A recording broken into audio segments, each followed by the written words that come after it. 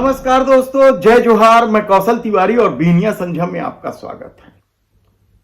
छत्तीसगढ़ में हो रहे उपचुनाव को लेकर जबरदस्त गहमा गहमी है, तो दूसरी तरफ इस चुनाव में कलेक्टोरेट में काम करने वाले एक युवा प्रदीप उपाध्याय की मौत का मामला भी अब गरमाने लगा है। चूंकि दक्षिण में बड़ी संख्या में ब्राह्मण मतदाता है और निश्चित रूप से ब्राह्मण मतदाता चुनाव को प्रभावित कर सकते हैं। और इस व्यक्ति ने, प्रदीप उपाध्याय ने आत्महत्या की है, उसे लेकर ब्राह्मण समाज में बेहद ही आक्रोश है।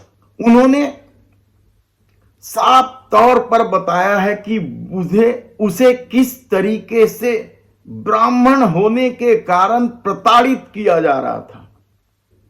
गृह मंत्री ब्राह्मण है, लेकिन उन्होंने भारतीय जनता पार्टी का पट्टा बांधा हुआ है और शायद यही वजह है कि वे उस आत्महत्या के पहले लिखे पत्र और आरोप को नजरअंदाज कर रहे हैं।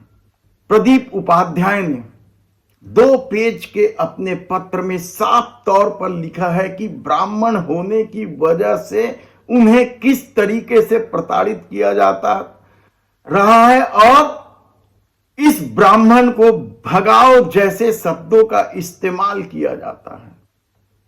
उन्होंने अपनी व्यथा कलेक्टर से भी की थी, लेकिन कलेक्टर ने भी अनसुनी कर दी। प्रदीप उपाध्याय ने जो पत्र लिखा है और जिन पर आरोप लगाया है प्रताड़ना का, वे छोटे मोटे अधिकारी नहीं हैं, बड़े अधिकारी हैं। एडीएम देवेंद्र पाटिल, अपर कलेक्टर शैलेंद्र ठाकुर और वीरेंद्र बहादुर।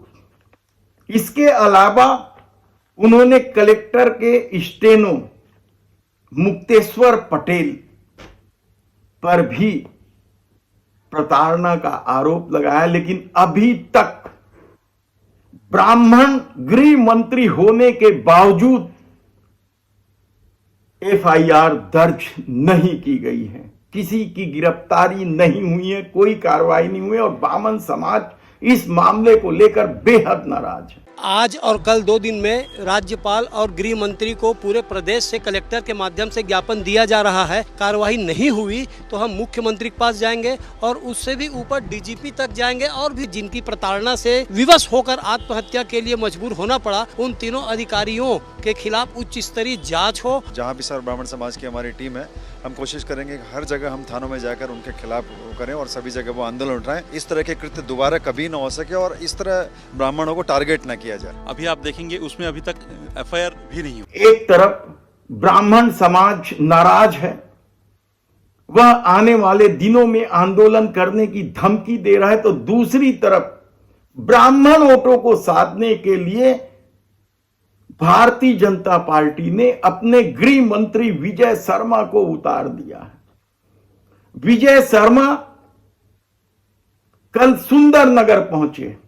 सुंदरनगर में बड़ी संख्या में ब्राह्मण वोट है और वो जल्दी ब्राह्मण पारा भी आएंगे, क्योंकि वह भी दक्षिण विधानसभा में आता है और ब्राह्मण वोटों को साधने की कोशिश कर रही है। यानी आप सोचिए कि बेशर्मी की सारी पराकाष्ठा पार हो रही है और जिस तरीके से भारतीय जनता पार्टी से जुड़े लोगों ने टिकट वितरण के पहले अपनी पार्टी पर दबाव बनाया था, कांग्रेस ने भी दबाव बनाया था, कांग्रेस को मिल गई ब्राह्मण की टिकट, लेकिन भारतीय जनता पार्टी ने ब्राह्मण को टिकट नहीं दी। और उसके बाद भी ठीक है, वे पार्टी से बंधे हुए काम करे, लेकिन उसके बाद भी यदि प्रदीप उपाध्याय की मौत पर खामोशी ओढ़ ले तो फिर इस तरह की नेतागिरी क्या शर्मसार करने वाली नहीं है। ऐसे कितने ही सवाल हम विस्तार से बताएंगे कि ब्राह्मण समाज क्या करने वाली है और दक्षिण में ब्राह्मण वोटों का कितना प्रभाव है। फिलहाल तो आप ये जान लीजिए कि प्रदीप उपाध्याय की आत्महत्या के मामले को लेकर ब्राह्मण समाज में जबरदस्त आक्रोश है, लेकिन दूसरी तरफ तिजोरी खोलने वाला बैठा है। सेठ कहलाते हैं, उसकी अपनी व्यूहरचना है और उस तिजोरी के सामने अच्छे अच्छों की बोलती बंद हो जाती है। देखना है कि इस खेल में सिर्फ भारतीय जनता पार्टी के ब्राह्मण नेता आते हैं कि कांग्रेस के भी ब्राह्मण नेता उस तिजोरी के चक्कर में फंस जाते हैं।